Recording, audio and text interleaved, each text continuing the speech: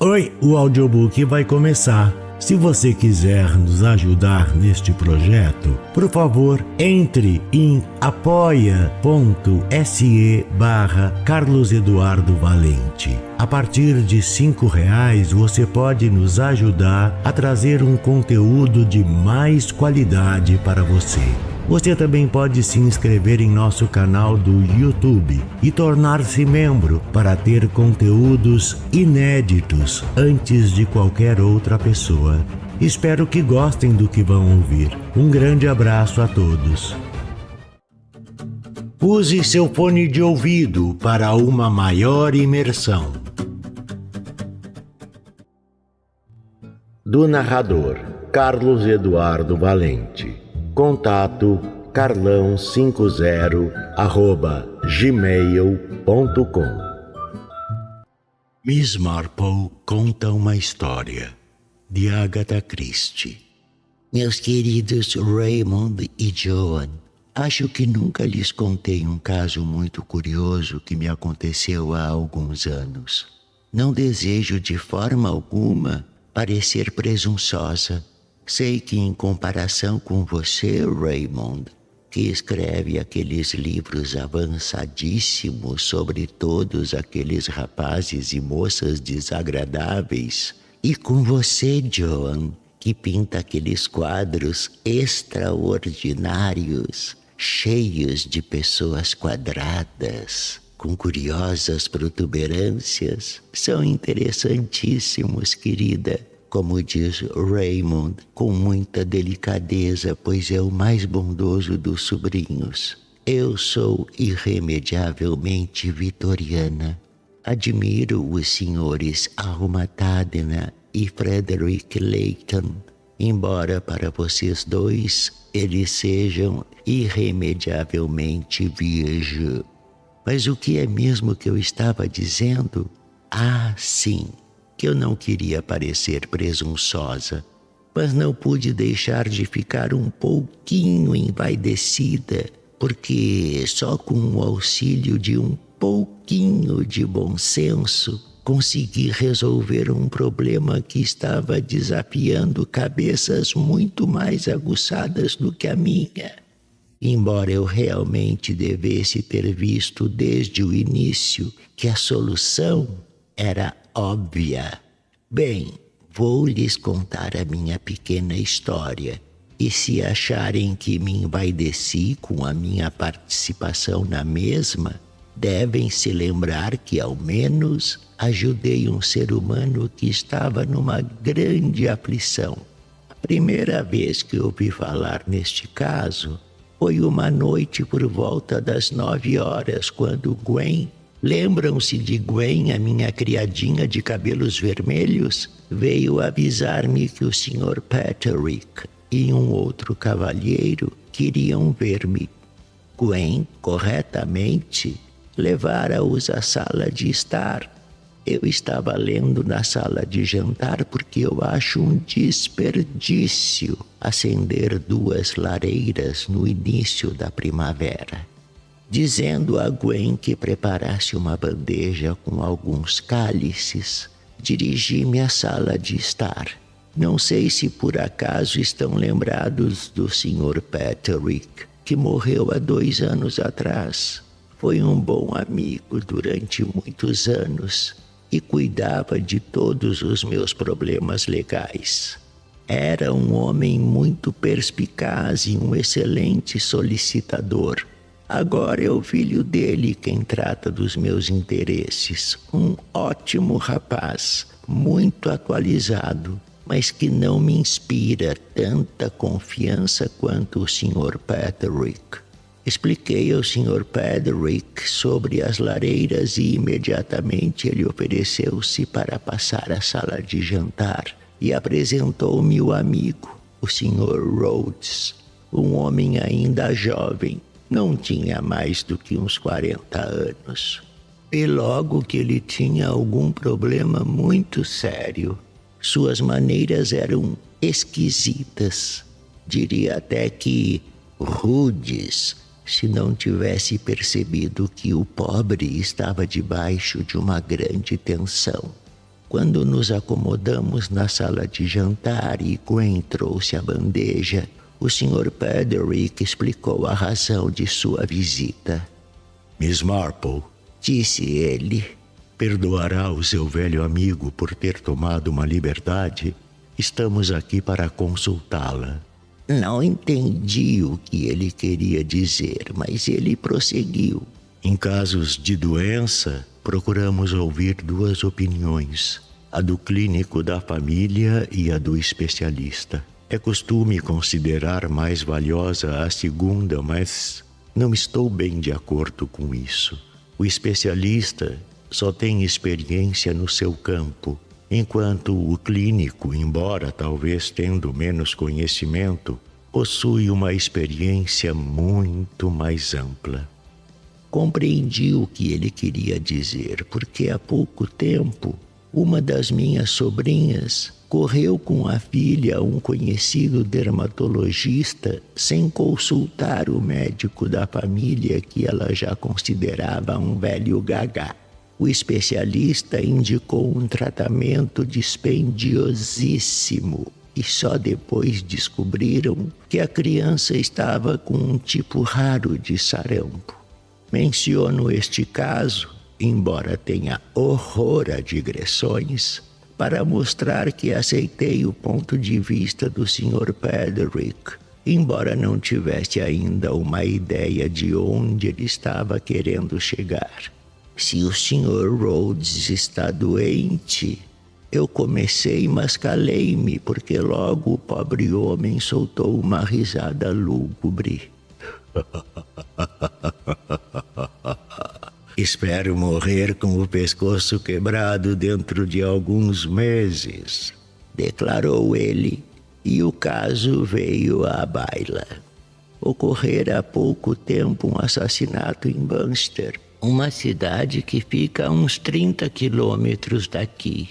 Na época não prestei muita atenção ao caso, pois a aldeia estava alvoroçada devido a uns incidentes com a nossa enfermeira distrital e os acontecimentos exteriores como um terremoto na Índia e o assassinato em Bunster foram eclipsados pelo nosso escandalozinho local. Apesar disso, lembrava-me de ter lido a respeito de uma mulher apunhalada num hotel, embora não tivesse fixado seu nome. Agora parecia que esta mulher fora a esposa do Sr. Rhodes. E como se isso já não fosse suficientemente ruim, suspeitavam que ele próprio a matara.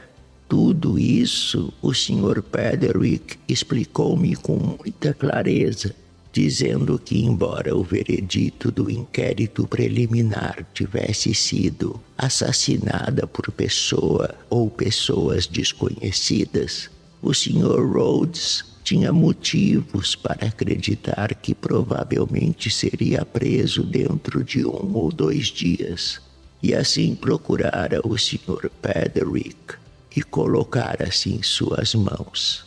O Sr. Pederick disse-me que naquela tarde haviam estado com Sir Malcolm Old e que, se o caso fosse a julgamento, Sir Malcolm defenderia o Sr. Rhodes. Sir Malcolm era um advogado jovem, de métodos modernos, e já concebera uma certa linha para a defesa. Porém, o Sr. Pederick não estava inteiramente satisfeito com esta linha. As ideias de Sir Malcolm, minha cara Miss Marple, disse o Sr. Pederick, estão deturpadas pelo que chamo de ponto de vista do especialista. Ele só vê uma coisa ao examinar um caso, a linha de defesa mais plausível. E com isto, às vezes, ignora o que para mim é o ponto vital, aquilo que realmente aconteceu. E após dizer-me algumas palavras bondosas e muito elogiosas sobre a minha perspicácia e o meu conhecimento da natureza humana, Ele pediu permissão para contar minha história na esperança que eu pudesse sugerir alguma explicação. Pude ver que o Sr. Rhodes estava totalmente descrente que eu lhe pudesse ser útil e aborrecido por ter sido levado à minha casa. Porém, o Sr. Pederick ignorou-o e relatou-me os acontecimentos da noite de 8 de março. O senhor e a senhora Rhodes estavam hospedados no Crown Hotel em Burnster. A senhora Rhodes, pelo que me deu a entender discretamente o Sr. Pederick, era ligeiramente hipocondríaca. Recolhera-se ao leito logo após o jantar. Ela e o marido ocupavam quartos contíguos ligados por uma porta de comunicação. O Sr. Rhodes, na ocasião, escrevia um livro sobre a pré-história e estava trabalhando em seu quarto. Às 11 horas ele arrumou os papéis e preparou-se para dormir, indo ver antes de deitar se a mulher queria alguma coisa. Encontrou a luz de cabeceira acesa e a mulher deitada sobre a cama com um punhal no coração. Estava morta pelo menos há 1 hora ou talvez mais. Constataram-se os seguintes pontos. A outra porta do quarto da senhora Rhodes, que abria para o corredor, estava fechada por dentro e aferrolhada. A única janela do quarto estava trancada. Segundo o Sr. Rhodes, ninguém entrara no quarto, a não ser a arrumadeira que trouxera um saco de água quente. A arma encontrada no ferimento era uma adaga italiana que a senhora Rhodes costumava usar para cortar papéis e que estivera sobre a cômoda. A arma não tinha impressões digitais. A situação, portanto, resumia-se no seguinte: a não ser o Sr. Rhodes e a arrumadeira, ninguém havia entrado no quarto da vítima. Indaguei sobre a criada. Foi o nosso primeiro cuidado, disse o Sr. Pederick. Mary Hill já trabalha há 10 anos no Crown Hotel e não parece haver absolutamente motivo algum para que ela, de repente, matasse uma hóspede. Além disso, ela é muito obtusa, quase uma débil mental. Sua história não varia. Levou o saco de água quente para a senhora Rhodes e encontrou-a sonolenta, quase dormindo. Francamente, eu não posso acreditar e tenho certeza de que nenhum júri acreditaria que ela cometeu o crime. O Sr. Pederick prosseguiu acrescentando alguns detalhes. No topo das escadas do Crown Hotel existe uma pequena sala de estar onde os hóspedes às vezes param para tomar uma xícara de café. A última porta do corredor que sai à direita desta sala é a porta do quarto do Sr. Rhodes. Logo em seguida, o corredor dobra num ângulo reto novamente para a direita. E a primeira porta é a porta do quarto da Sra. Rhodes. Na ocasião do crime, essas 2 portas podiam ser vistas por testemunhas. A primeira, a do quarto do Sr. Rhodes, que chamaremos de porta A, podia ser vista por 4 pessoas. 2 caixeiros viajantes e um casal idoso que tomava café. Segundo eles, a não ser o Sr. Rhodes e a arrumadeira, ninguém entrou no quarto A. Quanto à outra porta, B, no outro corredor, um eletricista que estava trabalhando junto à mesma jura que ninguém entrou ou saiu da porta B a não ser a arrumadeira. O caso, sem dúvida, era curioso e interessante. Em face das circunstâncias, parecia que o Sr. Rhodes tinha assassinado a esposa. Contudo, eu podia ver que o Sr. Pederick estava convencido da inocência do seu cliente e o Sr. Pederick é um homem muito sagaz. No inquérito, o Sr. Rhodes contara uma história vaga e meio incoerente sobre uma mulher que escrevera cartas ameaçadoras à sua esposa. Pelo que compreendi, tal relato fora muito pouco convincente. A pedido do Sr. Pederick, o Sr. Rhodes repetiu sua história. Para ser sincero, eu mesmo nunca acreditei nisso. Pensava que Amy inventara tudo. Pelo jeito, a Sra. Rhodes fora dessas pessoas de imaginação larga que romanceiam tudo o que lhes acontece. A quantidade de aventuras que, a acreditar nela, lhe aconteciam a cada ano era simplesmente incrível. Se escorregava numa casca de banana, dizia ter escapado por um triz da morte. Se o abajur pegava fogo, fora salva no último instante de uma casa em chamas. O marido acostumara-se a não fazer caso de suas histórias e simplesmente não deu importância ao caso de uma criança ferida num acidente de carro e cuja mãe jurara vingar-se dela. Esse tal acidente teria acontecido antes do casamento da Sra. Rhodes. E embora ela tivesse mostrado ao marido umas cartas que pareciam ter sido escritas por uma louca, este suspeitara que a própria esposa as tivesse forjado. Na verdade, ela fizera isso umas 2 vezes já. Era uma mulher com tendências histéricas, ávida por excitações constantes. Ora, não me causou estranheza o comportamento da Sra. Rhodes.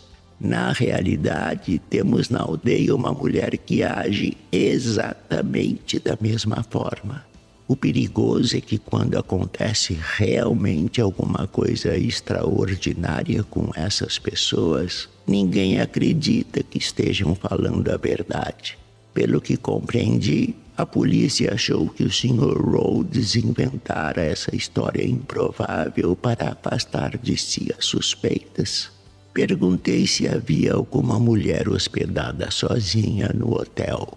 Parece que havia 2. A Sra. Granby, uma viúva anglo-indiana, e a Srta. Carothers, uma solteirona desengonçada que trocava todas as consoantes sibilantes pelo X.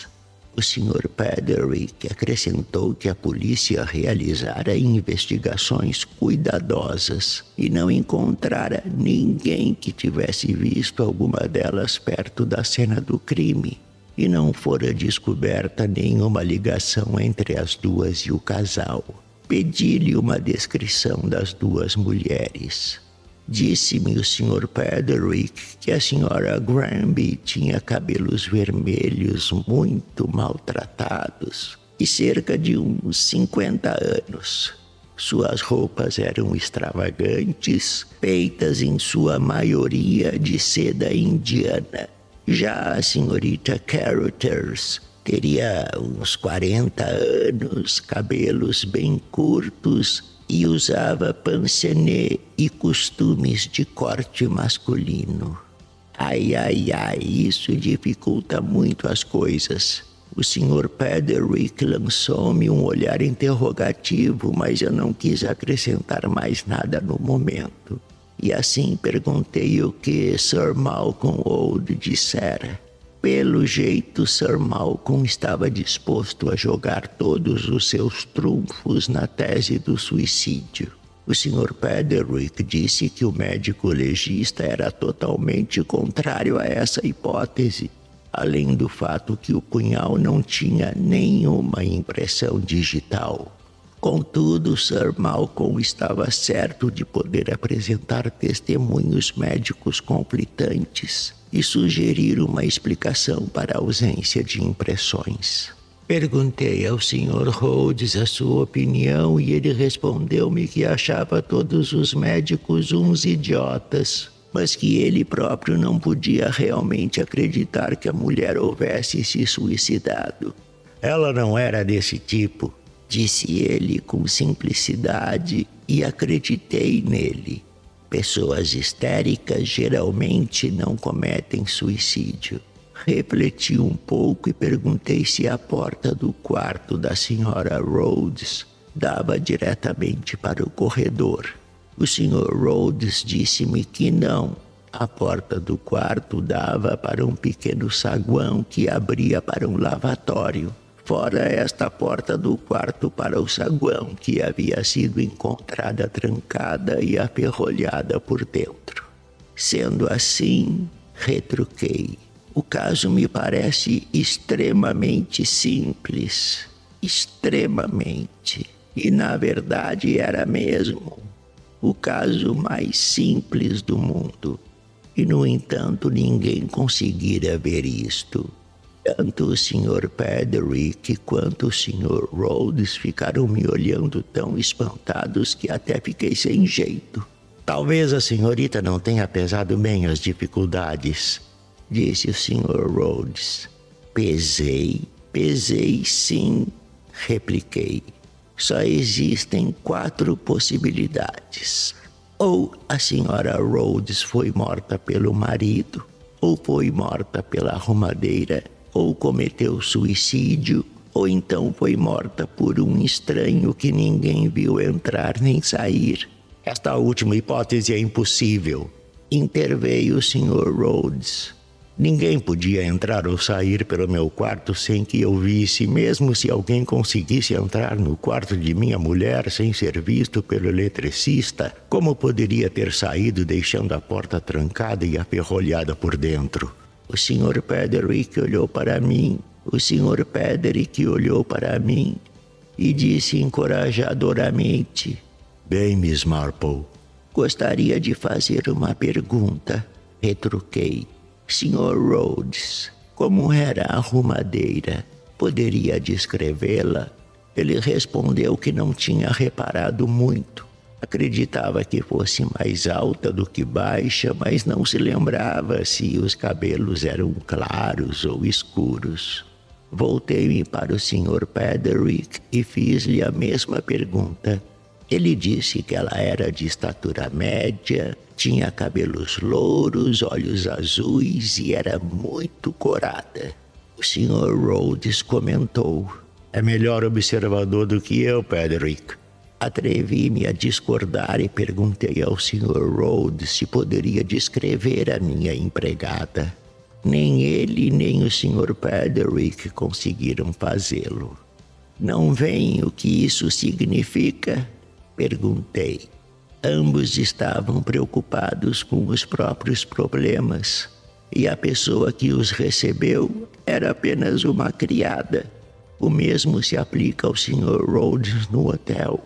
Estava absorto em seu trabalho e viu somente uma arrumadeira com um uniforme e um avental. Porém, o Sr. Pederick olhou a mesma mulher de forma diferente, avaliando-a como uma pessoa. E foi com isso que a assassina contou. Como eles ainda não compreendiam, tive de explicar. Acho que as coisas se passaram assim, prestem atenção. A arrumadeira entrou pela porta A, atravessou o quarto do Sr. Rhodes para levar o saco de água quente para a Sra. Rhodes e saiu pelo saguão para o corredor B. X, como chamaremos a assassina, entrou pela porta B no pequeno saguão, escondeu-se no lavatório e esperou até a arrumadeira sair. Então entrou no quarto da Sra. Rhodes, apanhou a adaga em cima da cômoda, sem dúvida explorara o quarto antes. Dirigiu-se até a cama, apunhalou a mulher adormecida, limpou o cabo da adaga, trancou e aferrolhou a porta pela qual entrara e saiu pelo quarto em que o Sr. Rhodes trabalhava. O Sr. Rhodes interveio. Mas eu tê-la-ia visto, e o eletricista também a teria visto entrar. Não. Aí que o senhor se engana, eu disse. O senhor não a veria. Não se ela estivesse com um uniforme de arrumadeira. Deixei a ideia penetrar-lhes no cérebro, então continuei. O senhor estava absorto em seu trabalho. Pelo canto do olho, viu uma arrumadeira entrar, ir até o quarto de sua esposa e sair. Era o mesmo uniforme, mas não era a mesma mulher. Foi isso que as pessoas que tomavam café viram. Uma arrumadeira entrar e uma arrumadeira sair. O mesmo se deu com um eletricista. Eu diria que se a arrumadeira fosse bonita, a natureza humana sendo o que é, os homens teriam notado seu rosto. Mas como ela era apenas uma prosaica mulher de meia-idade, bem, todos viram apenas o seu uniforme, não a mulher em si. O Sr. Rhodes bradou: "Quem era ela?" "Bem", retruquei, "isso vai ser um pouco difícil. Deve ter sido ou a Sra. Granby ou a Sra. Carruthers. Pela descrição, vejam bem, eu diria que é possível que a Sra. Granby use habitualmente uma peruca, podendo simplesmente tê-la retirado para desempenhar o papel de arrumadeira. Por outro lado, a senhorita Carruthers, com o seu cabelo bem curto, poderia facilmente enfiar uma peruca para desempenhar o seu papel. Mas acho que os senhores descobrirão facilmente qual das duas é a assassina. Pessoalmente, aposto na senhorita Carruthers. E na realidade, meus queridos, foi assim que terminou a história. Carruthers era um nome falso e ela era a mesma mulher que procurávamos. Havia insanidade em sua família. A Sra. Rhodes fora uma motorista extremamente descuidada e perigosa e atropelara a sua filhinha. A perda levara a pobre mulher à loucura. Ela ocultara com muita sagacidade a sua insanidade, que só transparecera nas cartas alucinadas que havia escrito para a sua futura vítima. Há algum tempo ela estava seguindo a Sra. Rhodes e preparara cuidadosamente os seus planos. Na manhã seguinte ao crime, despachara pelo correio bem cedo o uniforme de arrumadeira e a peruca. Ao ser acusada, sucumbiu e confessou logo. A pobre coitada está internada em Broadmoor agora. Era completamente louca, sem dúvida, mas planejou o crime com muita astúcia. O Sr. Paderick procurou-me mais tarde, trazendo-me uma carta muito delicada do Sr. Rhodes. Na verdade, cheguei a corar. O meu amigo perguntou-me nessa ocasião: "Só mais uma coisinha. O que a faz pensar que era mais provável que a assassina fosse a senhorita Carruthers e não a Sra. Granby? Nunca tinha visto nenhuma delas." "Bem", respondi, "foi a dicção dela.